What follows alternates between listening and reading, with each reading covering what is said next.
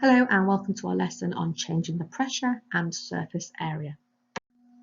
Okay, so first of all, let's look at pressure. So for pressure, the core concept, of course, is space, and the idea that the less space you have, the more pressure there is. So with changing the pressure, as the pressure increases, the rate of reaction will increase, exactly the same as all the others, okay? If I increase the pressure, I increase the rate of reaction. And of course, if I decrease the pressure, I would decrease the rate of reaction, so be careful.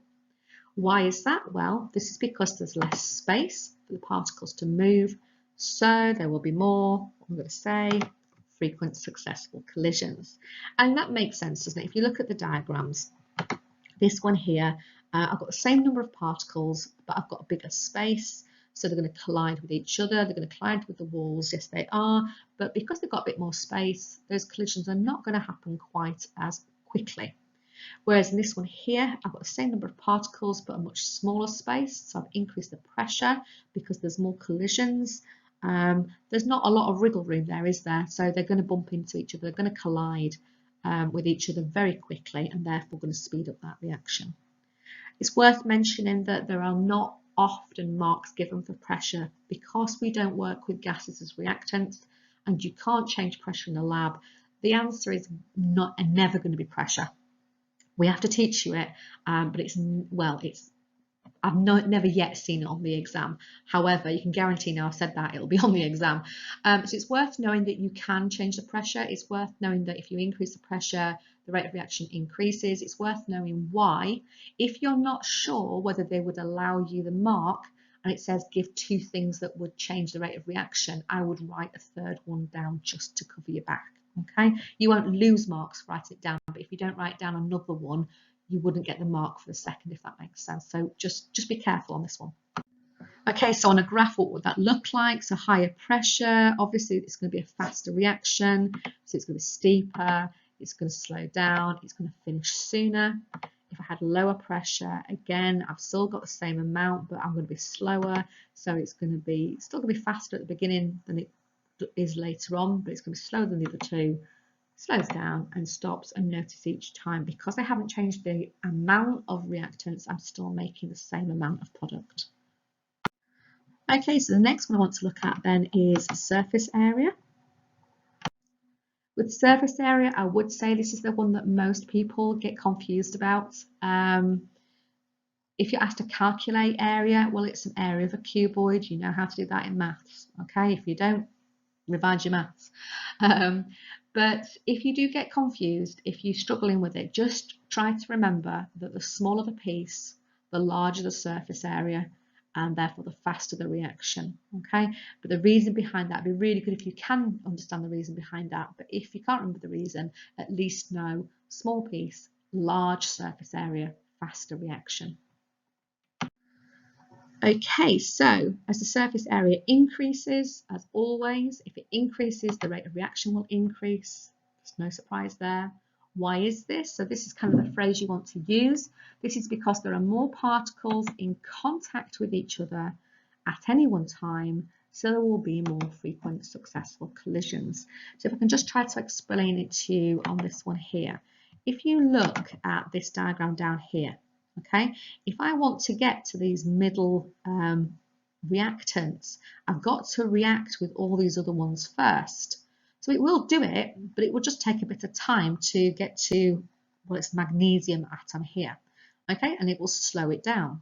Whereas if I break up the pieces into smaller pieces here, so I've got smaller pieces, the number of particles on the surface in contact with the other reactants is a larger surface area, and therefore it's going to be a lot quicker for these other reactants to react with the magnesium because none of them are kind of hidden inside the other particles, if that makes sense. Not inside of the particles, that's not right, is it? But in the great big clump. So if I've got a big clump, the bits in the middle are not going to be reactive with until I can get rid of everything else.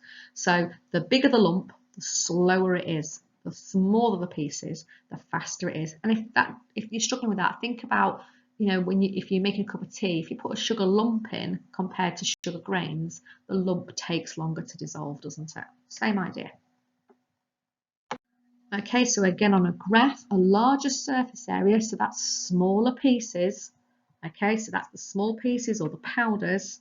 Larger surface area, so it's going to be faster, it's going to slow down, and it's going to stop. It's going to stop sooner.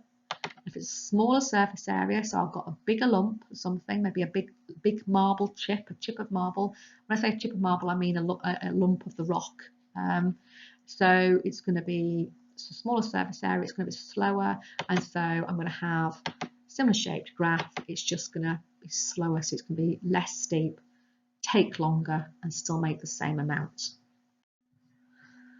Okay, so what would an investigation look like? It would look something a bit like this. So independent variable would be the thing we change, which is the size of the marble chips. So I've got large marble chips here and small marble chips there. The dependent variable, what am I measuring? The reason we do this one so often is because we make carbon dioxide gas. So that's really easy to measure using an upside down measuring cylinder or a burette.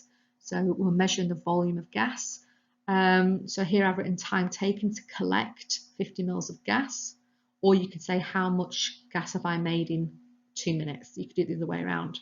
What would I control? Well, think about the hand. What other things would affect this investigation? So the amount of marble chips I use, the amount of acid I use, the concentration of the acid I use, the temperature, using a catalyst. Obviously I wouldn't do because that's not fair.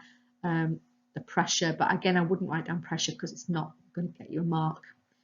What would that look like on a graph? Well, your independent variable always goes on the x-axis. You change the bottom, just like on a baby. IC, independent change, you change the bottom, and the dependent variable always goes on the y.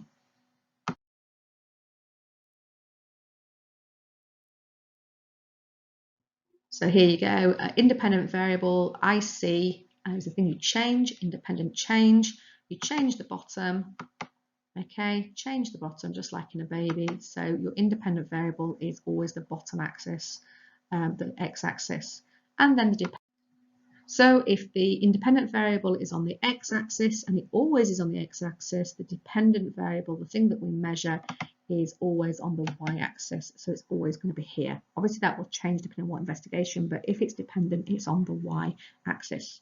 Where do we go wrong on this investigation? We go wrong on getting those the right way around and on the units, so just be careful. You put your units in, guys, okay? Time in seconds, volume of gas produced, in this example, centimetres cubed.